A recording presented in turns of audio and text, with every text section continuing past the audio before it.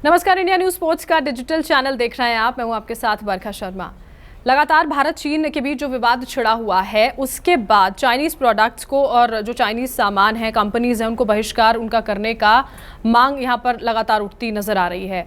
कई तरह के प्रदर्शन भी यहां पर देखने को मिले हैं। इसी बीच जो बीसीसीआई के कोषाध्यक्ष हैं यानी कि ट्रेजरर हैं अरुण धूमल, उनकी ओर से ये कहा गया है कि चाइनीज़ कंपनियों से हम कॉन्ट्रैक्ट खत्म कर सकते हैं अगर सरकार की ओर से किसी तरह का आदेश यहाँ पर आता है। हमें कोई गुरेज नहीं होगा और हम हिचकेंगे भी नहीं उन करारों को ख़त्म करने से, और भविष्य में भी किसी तरह की चीनी कंपनी की मदद नहीं लेंगे। लेकिन किस तरह से आर्थिक तौर पर ये चाइनीज़ कंपनी मदद कर रही हैं भारत की अर्थव्यवस्था में, उससे जुड़ी हुई बात भी उनकी ओर से निकलकर सामने आई है।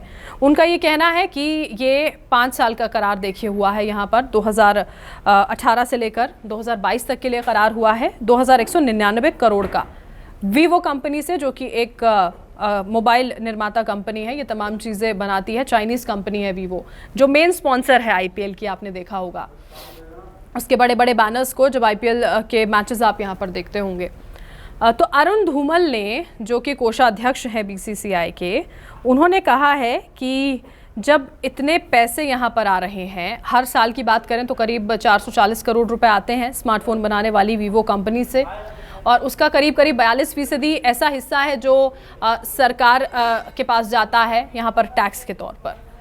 अब इसी बीच अगर ये फैसला लेना है तो कितना आसान या मुश्किल वो हो सकता है। उन्होंने कहा कि 2022 के बाद बेहतर होगा कि अगर हम जो स्पॉन्सरशिप का जो पूरा कॉन्ट्रैक्ट हुआ है उसको यहाँ पर रिन्यू करें या फिर रिव्यू करें।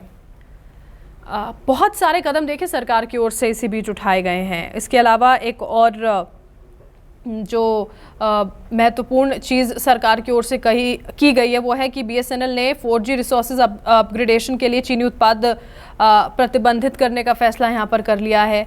रेलवे की ओर से भी कहा गया है कि चीनी कंपनियों को सिग्नलिंग और टेलीकम्युनिकेशंस का जो 471 करोड़ का करार है वो यहाँ पर रद्द होगा। ये तमाम बातें भी देखिए सामने आई हैं, और ये अरुण धूमल का इसी बीच ये बयान आना अपने आप में बहुत महत्वपूर्ण हो जाता है। अब लग तो यही रहा है कि अभी वीवो से करार ख़त्म होता नज़र नहीं आता है, लेकिन अभी किस तरह की परिस्थितियाँ आगे बदलती हैं उसके आधार पर भी आगे शायद फैसले बदले जा सके। लेकिन अभी फिलहाल तो ये बातें अरुण धूमल की ओर से स्पष्ट की गई हैं कि कितना फ़ायदा यहाँ पर आर्थिक तौर पर भारत को यहाँ पर हो रहा है, देश को ही हो रहा है, और किस तरह से अभी रिन्यू करना शायद समझदारी नहीं होगी इस पूरे करार को।